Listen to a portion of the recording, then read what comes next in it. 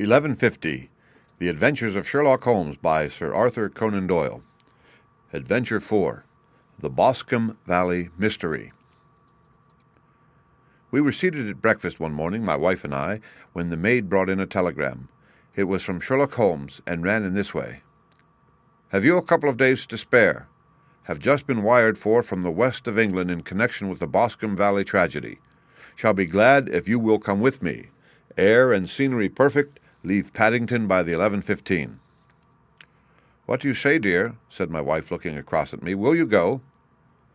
I really don't know what to say. I have a fairly long list at present. Oh, Anstruther would do your work for you. You have been looking a little pale lately.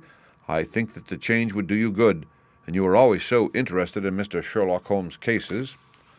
I should be ungrateful if I were not, seeing what I gain through one of them, I answered. But if I am to go, I must pack at once, for I have only half an hour. My experience of camp life in Afghanistan had at least had the effect of making me a prompt and ready traveler. My wants were few and simple, so that in less than the time stated I was in a cab with my valise rattling away to Paddington Station.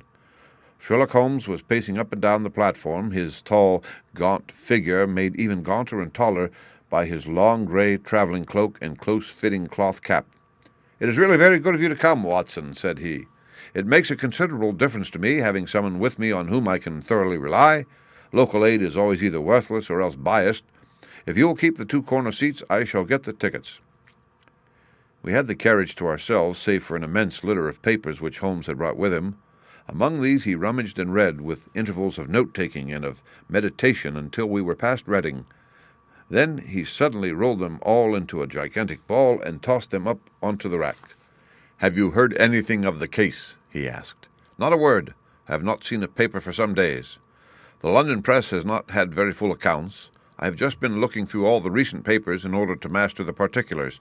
It seems, from what I gather, to be one of those simple cases which are so extremely difficult." That sounds a little paradoxical, but it is profoundly true. Singularity is almost invariably a clue. The more featureless and commonplace a crime is, the more difficult it is to bring it home. In this case, however, they have established a very serious case against the son of the murdered man. It is a murder, then? Well, it is conjectured to be so. I shall take nothing for granted until I have the opportunity of looking personally into it. I will explain the state of things to you, as far as I have been able to understand it, in a very few words. Boscombe Valley is in a country district not very far from Ross in Herefordshire. The largest landed proprietor in that part is a Mr. John Turner, who made his money in Australia and returned some years ago to the old country. One of the farms which he held, that of Hatherley, was let to Mr. Charles McCarthy, who was also an ex-Australian. The men had known each other in the colonies, so that it was not unnatural that when they came to settle down they should do so as near each other as possible. Turner was apparently the richer man, so McCarthy became his tenant, but still remained, it seems, upon terms of perfect equality, as they were frequently together. McCarthy had one son, a lad of 18, and Turner had an only daughter of the same age, but neither of them had wives living. They appeared to have avoided the society of the neighbouring English families, and to have led retired lives, though both the McCarthys were fond of sport and were frequently seen at the race meetings of the neighbourhood. McCarthy kept two servants, a man and a girl. Turner had a considerable household, some half-dozen at the least. That is as much as I have been able to gather about the families. Now for the facts. On June 3rd, that is, on Monday last, Mr. McCarthy left his house at Hatherley about 3 in the afternoon and walked down to the Boscombe Pool, which is a small lake formed by the spreading out of the stream which runs down the Boscombe Valley. He had been out with his serving man in the morning at Ross, and he had told the man that he must hurry, as he had an appointment of importance to keep at 3. From that appointment he never came back alive. From Hatherley farmhouse to the Boscombe Pool is a quarter of a mile, and 2 people saw him as he passed over this ground. One was an old woman whose name is not mentioned, and the other was William Crowder, a gamekeeper in the employ of Mr. Turner. Both these witnesses deposed that Mr. McCarthy was walking alone. The gamekeeper adds that within a few minutes of his seeing Mr. McCarthy pass, he had seen his son, Mr. James McCarthy, going the same way with a gun under his arm.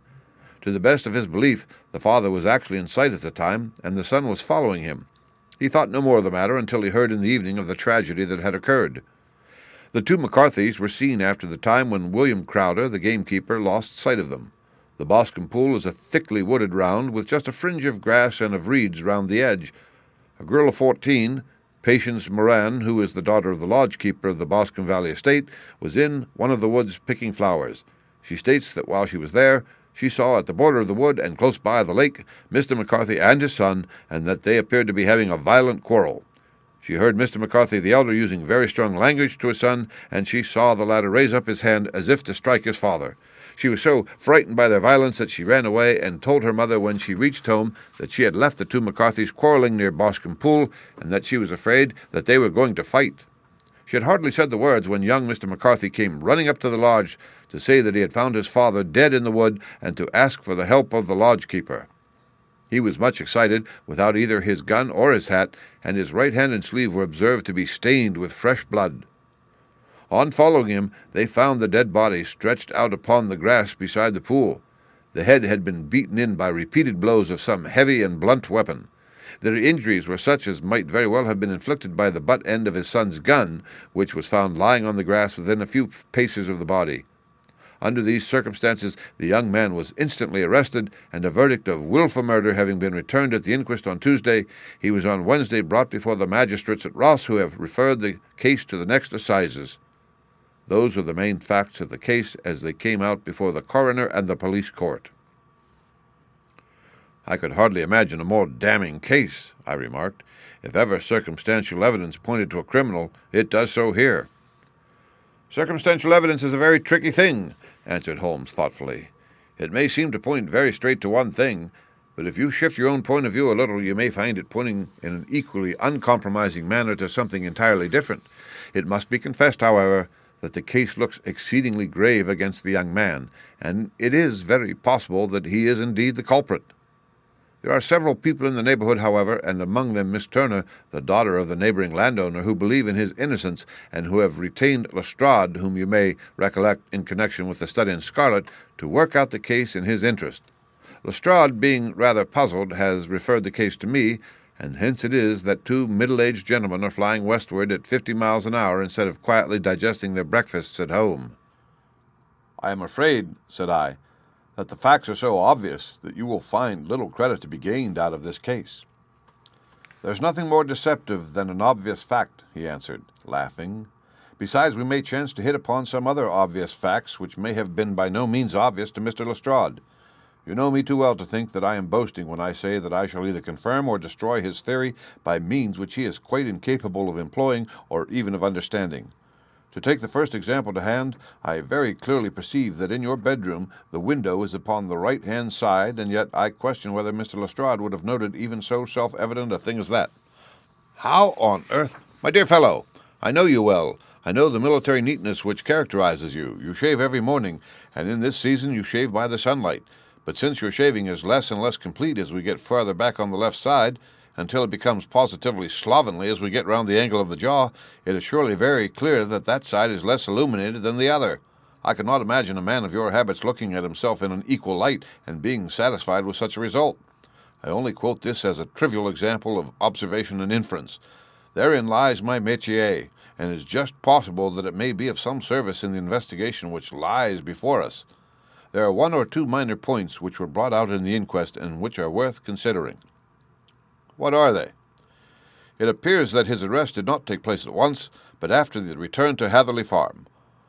On the inspector of constabulary informing him that he was a prisoner, he remarked that he was not surprised to hear it, and that it was no more than his deserts.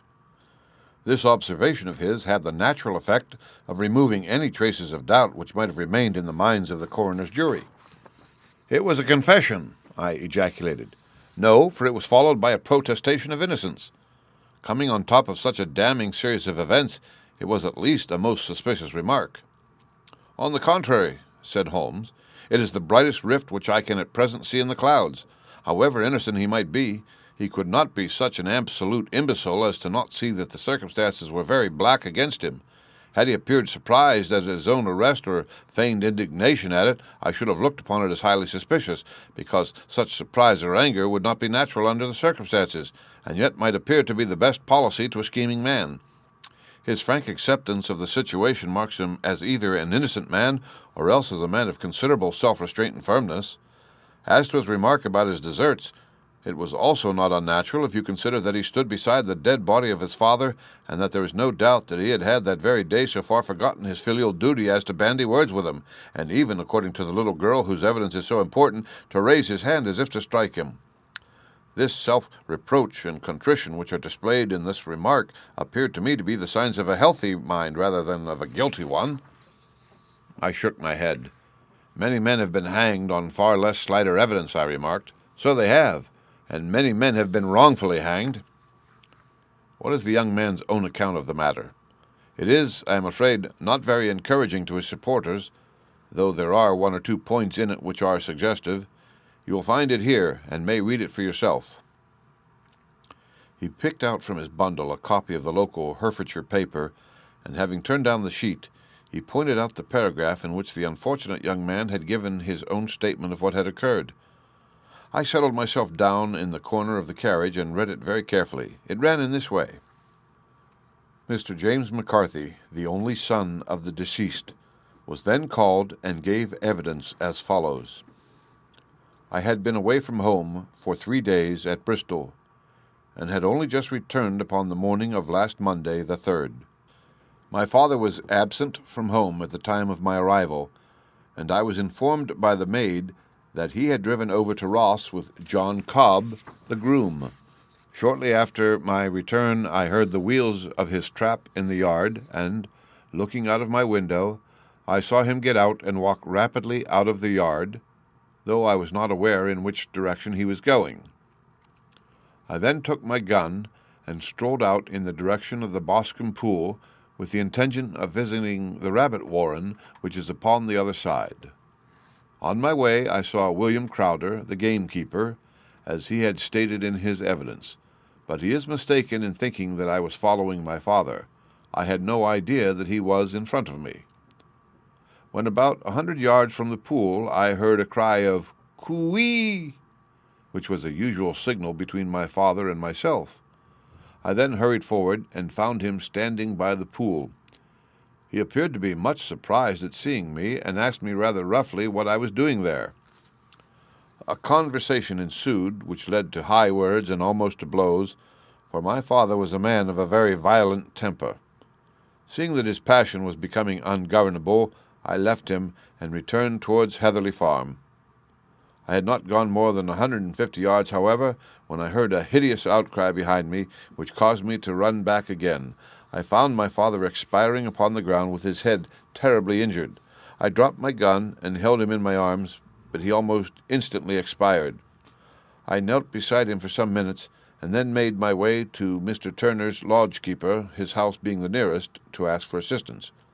I saw no one near my father when I returned, and I have no idea how he came by his injuries.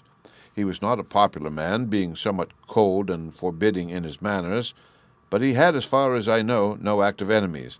I know nothing further of the matter. The Coroner. Did your father make any statement to you before he died? Witness. He mumbled a few words, but I could only catch some allusion to a rat. The Coroner. What did you understand by that?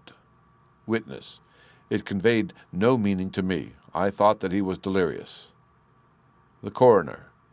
What was the point upon which you and your father had this final quarrel? Witness. I should prefer not to answer. The Coroner. I am afraid that I must press it.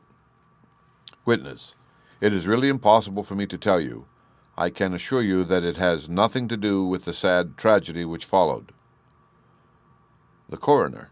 That is for the court to decide. I need not point out to you that your refusal to answer will prejudice your case considerably in any future proceedings which may arise. Witness. I must still refuse. The Coroner. I understand that the cry of "Coo-ee" was a common signal between you and your father. Witness. It was. The Coroner. How was it, then, that he uttered it before he saw you, and before he even knew that you had returned from Bristol? Witness, with considerable confusion. I do not know. A juryman. Did you see nothing which aroused your suspicions when you returned on hearing the cry and found your father fatally injured? Witness. Nothing definite. The Coroner. What do you mean? Witness: I was so disturbed and excited as I rushed out into the open that I could think of nothing except of my father.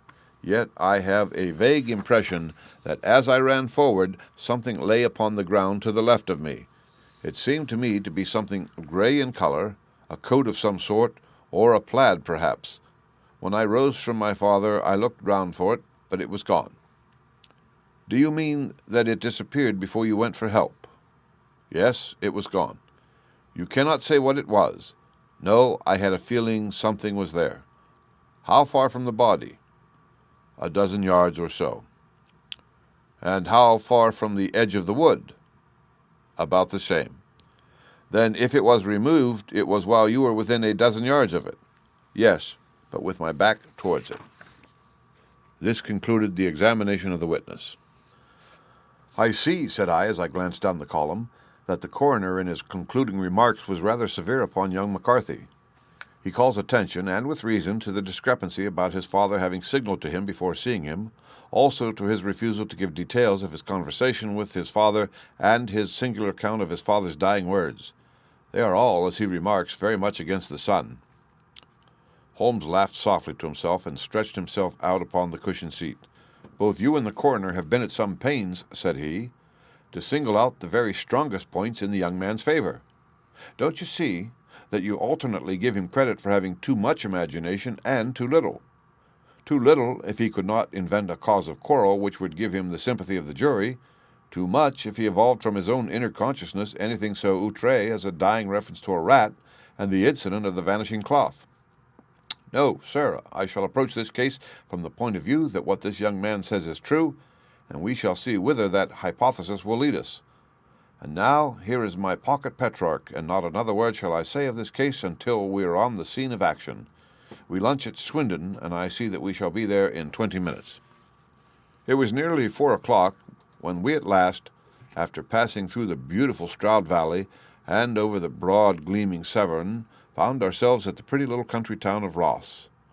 A lean, ferret-like man, furtive and sly-looking, was waiting for us upon the platform. In spite of the light brown dust coat and leather leggings which he wore in deference to his rustic surroundings, I had no difficulty in recognizing Lestrade of Scotland Yard. With him we drove to the Hereford Arms, where a room had already been engaged for us. "I have ordered a carriage," said Lestrade, as we sat over a cup of tea. "I knew your energetic nature, and that you would not be happy until you had been on the scene of the crime." "It was very nice and complimentary of you," Holmes answered. "It is entirely a question of barometric pressure." Lestrade looked startled. "I do not quite follow," he said. "How is the glass?" 29, I see. No wind, and not a cloud in the sky.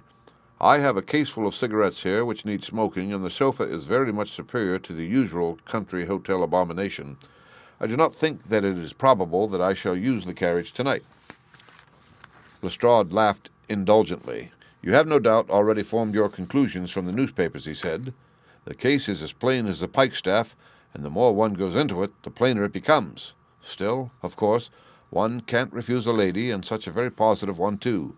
She has heard of you, and would have your opinion, though I repeatedly told her that there was nothing which you could do which I had not already done. Why, bless my soul, here is her carriage at the door."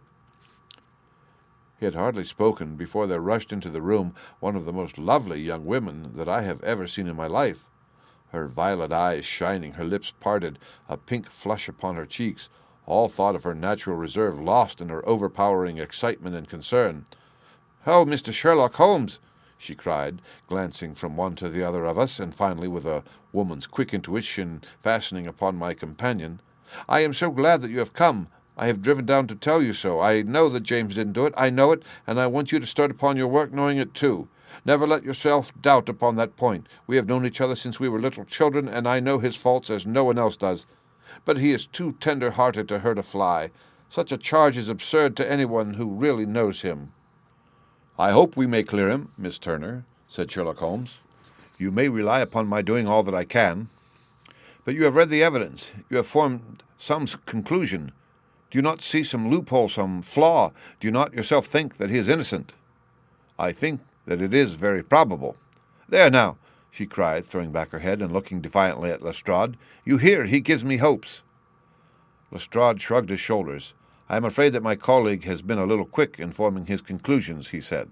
"But he is right. Oh, I know that he is right. James never did it. And about his quarrel with his father, I am sure that the reason why he would not speak about it to the coroner was because I was concerned in it." "In what way?" asked Holmes. "It is no time for me to hide anything. James and his father had many disagreements about me. Mr. McCarthy was very anxious that there should be a marriage between us.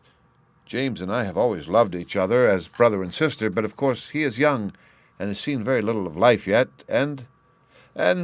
well, he naturally did not wish to do anything like that yet, so there were quarrels, and this, I am sure, was one of them." "And your father?" asked Holmes. "Was he in favor of such a union?" "No. He was averse to it also. No one but Mr. McCarthy was in favor of it." A quick blush passed over her fresh young face as Holmes shot one of his keen, questioning glances at her. "Thank you for this information," said he. "May I see your father if I call tomorrow?" "I am afraid the doctor won't allow it." "The doctor?" "Yes. Have you not heard? Poor father has never been strong for years back, but this has broken him down completely. He has taken to his bed, and Dr. Willows says that he is a wreck and that his nervous system is shattered. Mr. McCarthy was the only man alive who had known Dad in the old days in Victoria." "Ha! In Victoria. That is important."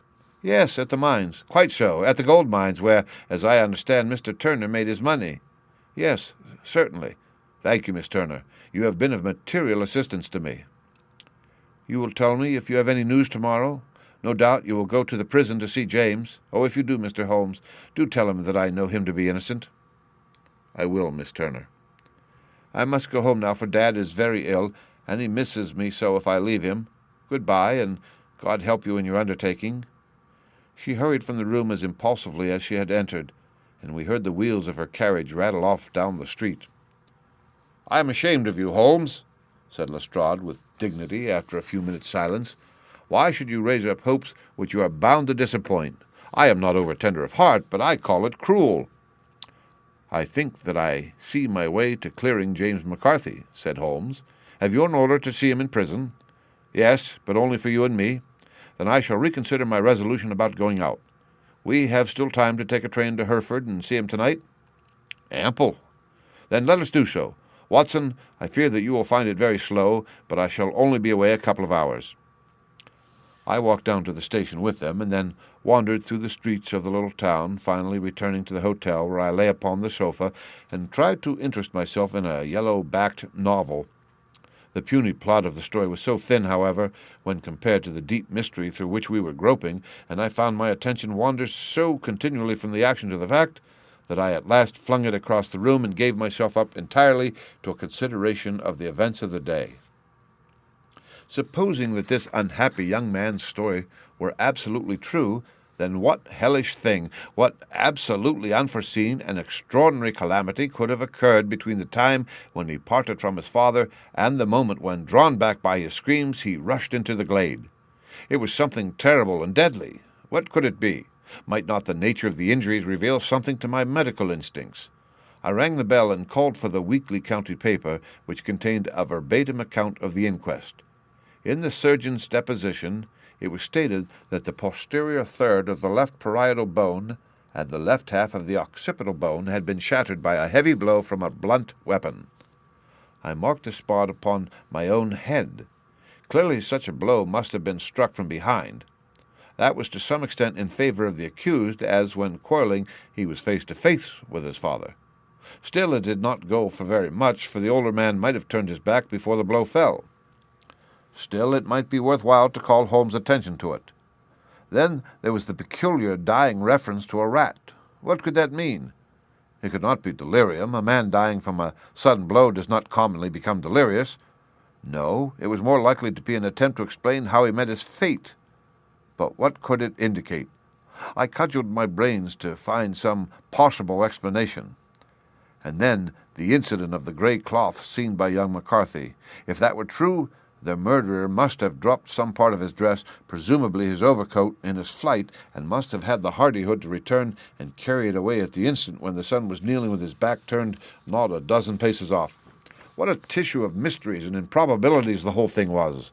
I did not wonder at Lestrade's opinion, and yet I had so much faith in Sherlock Holmes' insight that I could not lose hope as long as every fresh fact seemed to strengthen his conviction of young McCarthy's innocence. It was late before Sherlock Holmes returned. He came back alone, for Lestrade was staying in lodgings in the town. "The glass still keeps very high," he remarked as he sat down. "It is of importance that it should not rain before we are able to go over the ground. On the other hand, a man should be at his very best and keenest for such nice work as that, and I did not wish to do it when fagged by a long journey. I have seen young McCarthy." "And what did you learn from him?" "Nothing." "Couldn't he throw no light?" "None at all. I was inclined to think that at one time that he knew who had done it and was screening him or her, but I am convinced now that he is as puzzled as everyone else. He's not a very quick-witted youth, though comely to look at, and, I should think, sound at heart." "I cannot admire his taste," I remarked, "if it is indeed a fact that he was averse to a marriage with so charming a young lady as this Miss Turner." "Ah, thereby hangs a rather painful tale. This fellow is madly, insanely in love with her. But some 2 years ago, when he was only a lad, and before he really knew her, for she had been away 5 years at a boarding school, what does the idiot do but get into the clutches of a barmaid in Bristol and marry her at a registry office? No one knows a word of the matter, but you can imagine how maddening it must be to him to be upbraided for not doing what he would give his very eyes to do, but what he knows to be absolutely impossible. It was sheer frenzy of this sort which made him throw his hands up into the air when his father at their last interview was goading him on to propose to Miss Turner. On the other hand, he had no means of supporting himself and his father, who was by all accounts a very hard man, who would have thrown him over utterly had he known the truth. It was with his barmaid wife that he had spent the last 3 days in Bristol, and his father did not know where he was. Mark that point. It is of importance. Good has come out of evil, however, for the barmaid, finding from the papers that he is in serious trouble and likely to be hanged, has thrown him over utterly and has written to him to say that she has a husband already in the Bermuda dockyard, so that there is really no tie between them. I think that bit of news has consoled young McCarthy for all that he has suffered. But if he is innocent, who has done it?" "Ah, who? I would call your attention very particularly to 2 points. One is that the murdered man had an appointment with someone at the pool, and that the someone could not have been his son, for his son was away, and he did not know when he would return. The second is that the murdered man was heard to cry "Coo-ee!" before he knew that his son had returned. Those are the crucial points upon which the case depends. And now let us talk about George Meredith, if you please, and we shall leave all minor matters until tomorrow." There was no rain, as Holmes had foretold, and the morning broke bright and cloudless. At 9 o'clock Lestrade called for us with the carriage, and we set off for Hatherley Farm and the Boscombe Pool. "There is serious news this morning," Lestrade observed. "It is said that Mr. Turner of the Hall is so ill that his life is despaired of." "An elderly man, I presume," said Holmes. "About 60, but his constitution has been shattered by his life abroad, and he has been in failing health for some time.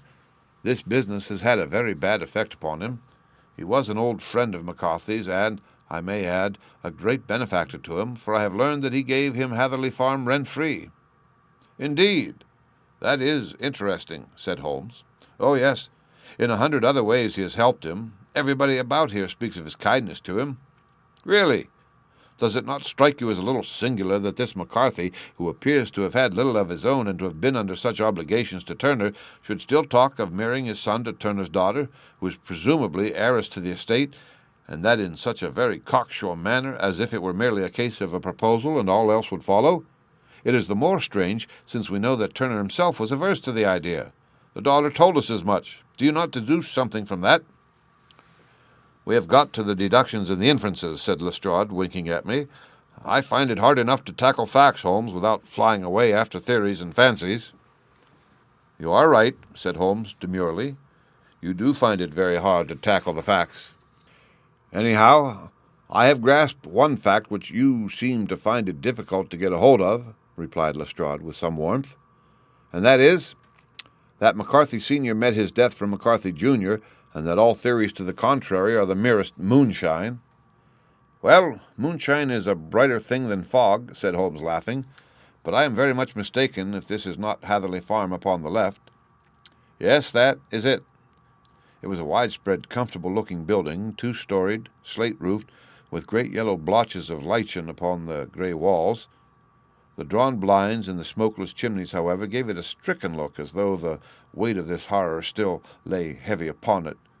We called at the door when the maid, at Holmes' request, showed us the boots which her master wore at the time of his death, and also a pair of the son's, though not the pair which he had then had.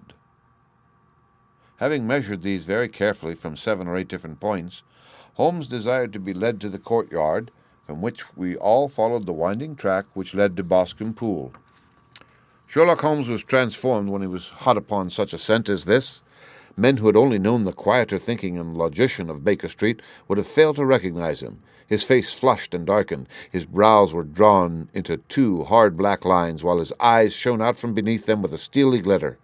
His face was bent downward, his shoulders bowed, his lips compressed, and the veins stood out like whipcord in his long, sinewy neck. His nostrils seemed to dilate with a purely animal lust for the chase, and his mind was so absolutely concentrated upon the matter before him that a question or remark fell unheeded upon his ears, or, at the most, only provoked a quick, impatient snarl in reply. Swiftly and silently he made his way along the track, which ran through the meadows and so by way of the woods to the Boscombe Pool. It was damp, marshy ground, as is all that district, and there were marks of many feet, both upon the path and amid the short grass which bounded it on either side. Sometimes Holmes would hurry on, sometimes stop dead, and once he made quite a little detour into the meadow.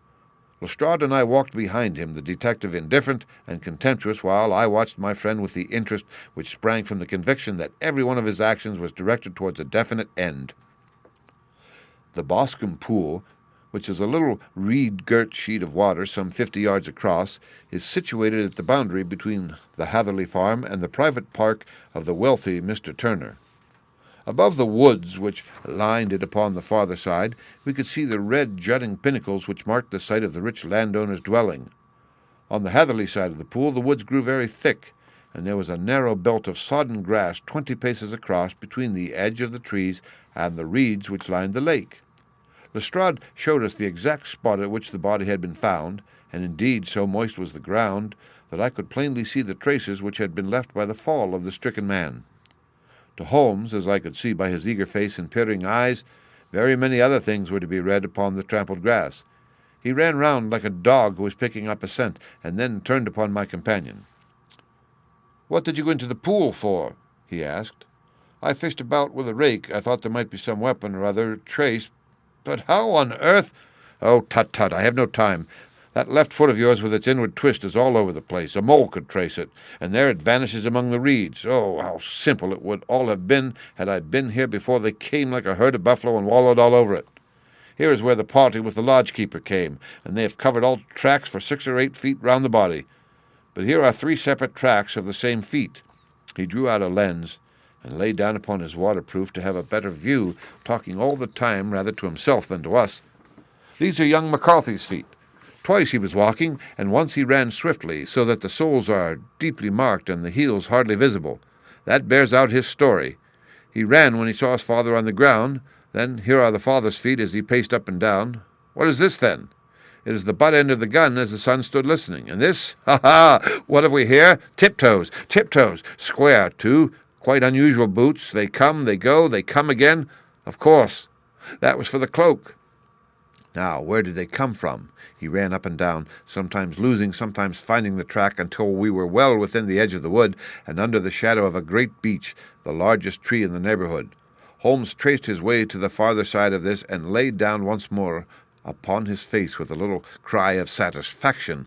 For a long time he remained there, turning over the leaves and dried sticks, gathering up what seemed to me to be dust into an envelope, and examining with his lens not only the ground, but even the bark of the tree as far as he could reach. A jagged stone was lying among the moss, and this also he carefully examined and retained. Then he followed a pathway through the wood until he came to the high road, where all traces were lost. "It has been a case of considerable interest," he remarked, returning to his natural manner. "I fancy that this grey house on the right must be the lodge. I think that I will go in and have a word with Moran, and perhaps write a little note. Having done that, we may drive back to our luncheon." You may walk to the cab, and I shall be with you presently." It was about 10 minutes before we regained our cab and drove back into Ross, Holmes still carrying with him the stone which he had picked up in the wood. "This may interest you, Lestrade," he remarked, holding it out. "The murder was done with it." "I see no marks." "There are none." "How do you know, then?" "The grass was growing under it. It had only lain there a few days. There was no sign of a place whence it had been taken. It corresponds with the injuries. There is no sign of any other weapon." "And the murderer?" "Is a tall man, left-handed, limps with the right leg, wears thick-soled shooting boots and a grey cloak, smokes Indian cigars, uses a cigar holder, and carries a blunt penknife in his pocket. There are several other indications, but these may be enough to aid us in our search." Lestrade laughed. "I'm afraid that I'm still a skeptic," he said. "Theories are all very well, but we have to deal with a hard-headed British jury." "Nous verrons," answered Holmes calmly. "You work your own method, and I shall work mine. I shall be busy this afternoon, and shall probably return to London by the evening train." "And leave your case unfinished?" "No, finished. But the mystery? It is solved." "Who is the criminal, then?" "The gentleman I described." "But who is he?" "Surely it would not be difficult to find out. This is not such a populous neighborhood." Lestrade shrugged his shoulders. "I am a practical man," he said, "and I really cannot undertake to go about the country looking for a left-handed gentleman with a game leg. I should become the laughing-stock of Scotland Yard." "All right," said Holmes quietly. "I have given you the chance. Here are your lodgings. Good-bye. I shall drop you a line before I leave." Having left Lestrade at his rooms, we drove to our hotel, where we found lunch upon the table. Holmes was silent and buried in thought, with a pained expression upon his face, as one who finds himself in a perplexing position. "Look here, Watson," he said when the cloth was clean. "Just sit down in this chair, and let me preach to you for a little. I don't know quite what to do, and I should value your advice. Light a cigar, and let me expound." "Pray, do so." "Well, now, in considering this case, there are 2 points about young McCarthy's narrative which struck us both instantly, although they impressed me in his favor and you against him. One was the fact that his father should, according to his account, cry "Coo-ee" before seeing him. The other was his singular dying reference to a rat. He mumbled several words, you understand, but that was all that caught the son's ears. Now, from this double point our research must commence, and we will begin it by presuming that what the lad says is absolutely true. What of this coo-ee, then? Well, obviously it could not have been meant for the son. The son, as far as he knew, was in Bristol. It was mere chance that he was within earshot. The coo-ee was meant to attract the attention of whoever it was that he had the appointment with. But coo-ee is a distinctly Australian cry, and one which is used between Australians. There is a strong presumption that the person whom McCarthy expected to meet him at Boscombe Pool was someone who had been in Australia. What of the rat, then? Sherlock Holmes took a folded paper from his pocket and flattened it out on the table. "This is a map of the colony of Victoria," he said. "I wired to Bristol for it last night." He put his hand over part of the map. "What do you read?" "A rat," I read. "And now?" He raised his hand. "Ballarat." "Quite so. That was the word the man uttered, and of which his son only caught the last 2 syllables. He was trying to utter the name of his murderer, so-and-so of Ballarat." "It is wonderful," I exclaimed. "It is obvious, and now you see I had narrowed the field down considerably. The possession of a grey garment was a third point, which, granting the son's statement to be correct, was a certainty. We have come now out of mere vagueness to the definite conception of an Australian from Ballarat with a grey cloak." "Certainly, and one who was at home in the district, for the pool can only be approached by the farm or by the estate, where strangers could hardly wander." "Quite so." "Then comes our expedition of today. By an examination of the ground I gained the trifling details which I gave to that imbecile Lestrade as to the personality of the criminal." "But how did you gain them?" "You know my method. It is founded upon the observation of trifles. His height I know that you might roughly judge from the length of his stride. His boots, too, might be told from their traces. Yes, they were peculiar boots. But his lameness? The impression of his right foot was always less distinct than his left. He put less weight upon it. Why? Because he limped. He was lame. But his left-handedness? You were yourself struck by the nature of the injury as recorded by the surgeon at the inquest. The blow was struck from immediately behind, and yet was upon the left side. Now how can that be unless it were by a left-handed man? He had stood behind that tree during the interview between the father and son. He had even smoked there. I found the ash of a cigar, which my special knowledge of tobacco ashes enables me to pronounce as an Indian cigar. I have, as you know, devoted some attention to this, and written a little monograph on the ashes of 140 different varieties of pipe, cigar, and cigarette tobacco. Having found the ash, I then looked round and discovered the stump among the moss where he had tossed it. It was an Indian cigar of the variety which are rolled in Rotterdam. And the cigar holder? I could see that the end had not been in his mouth. Therefore he used a holder. The tip had been cut off, not bitten off, but the cut was not a clean one, so I deduced a blunt penknife. "Holmes," I said, "you have drawn a net round this man from which he cannot escape, and you have saved an innocent human life as truly as if you had cut the cord which was hanging him. I see the direction in which all this points. The culprit is—" "Mr. John Turner," cried the hotel waiter, opening the door of our sitting-room and ushering in a visitor. The man who entered was a strange and impressive figure. His slow, limping step and bowed shoulders gave the appearance of decrepitude, and yet his hard, deep-lined, craggy features and his enormous limbs showed that he was possessed of unusual strength of body and of character. His tangled beard, grizzled hair, and outstanding, drooping eyebrows combined to give an air of dignity and power to his appearance. But his face was of an ashen white, while his lips and the corners of his nostrils were tinged with a shade of blue. It was clear to me at a glance that he was in the grip of some deadly and chronic disease. "Pray, sit down on the sofa," said Holmes gently. "You had my note?" "Yes. The lodge-keeper brought it up. You said that you wished to see me here to avoid scandal. I thought people would talk if I went to the hall. And why did you wish to see me?" He looked across at my companion with despair in his weary eyes, as though his question was already answered. "Yes," said Holmes, answering the look rather than the words, "it is so. I know all about McCarthy." The old man sank his face in his hands. "God help me," he cried. "But I would not have let the young man come to harm.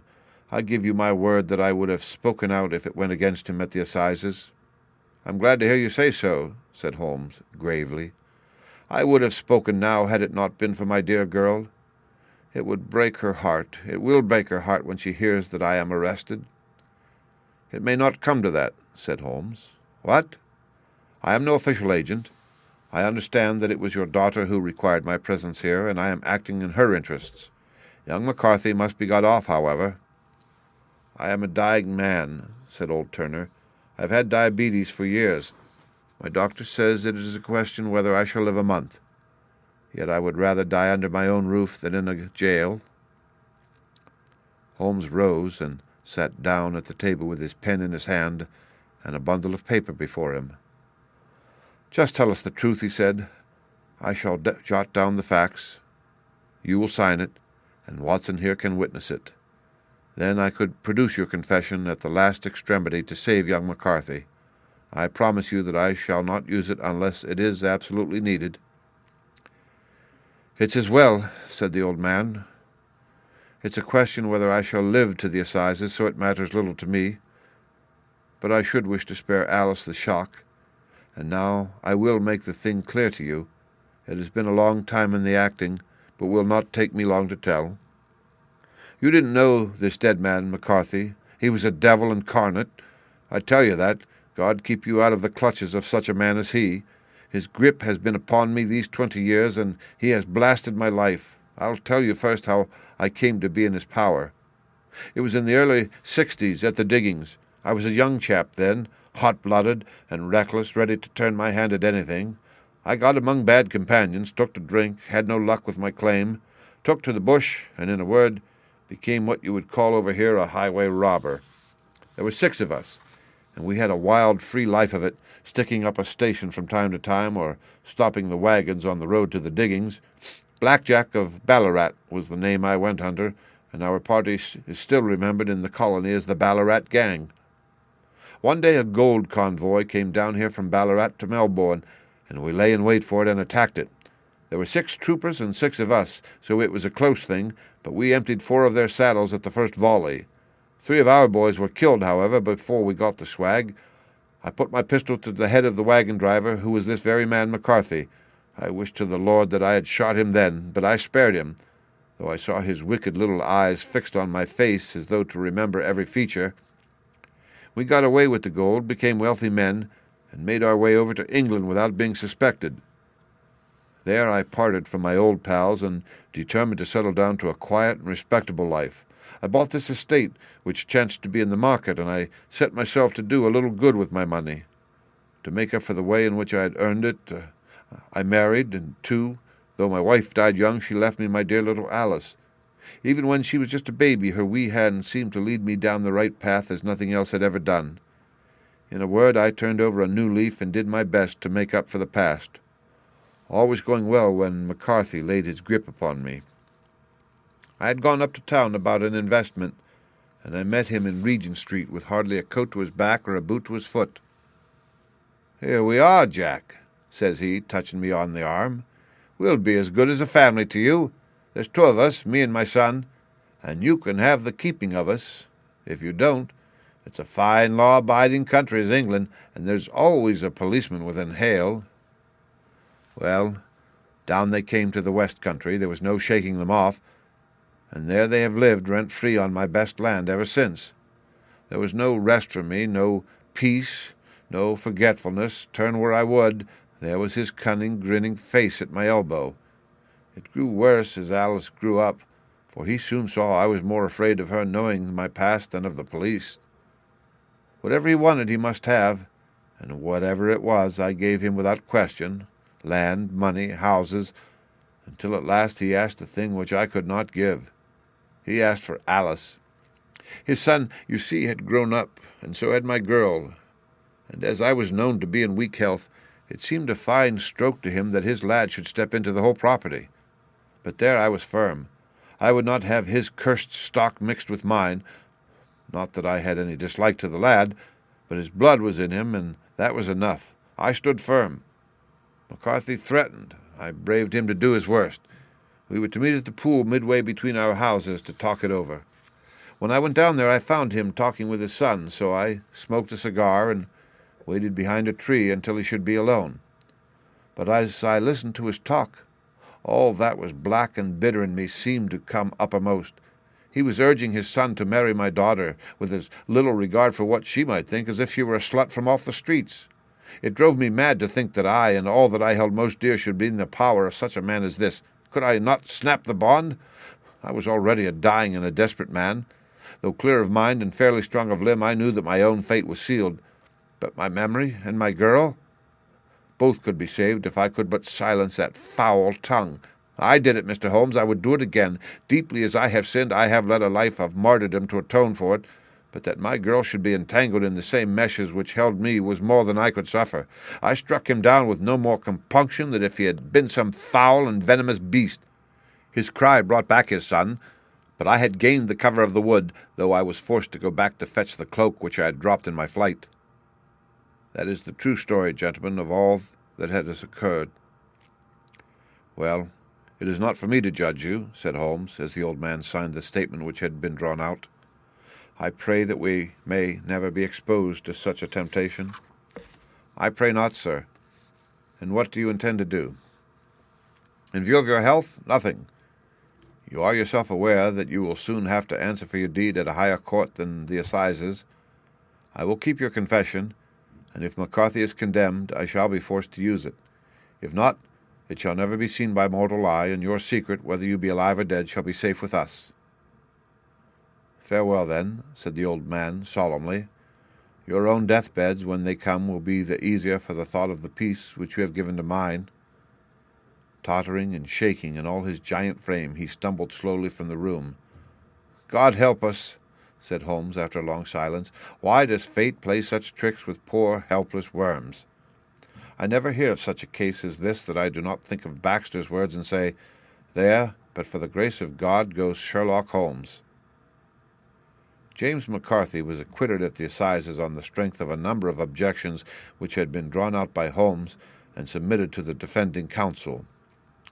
Old Turner lived for 7 months after our interview, but he is now dead, and there is every prospect that the son and daughter may come to live happily together in ignorance of the black cloud which rests upon their past. The End. Read by Rick Kirshner for Lit2Go on the web at fcit.usf.edu.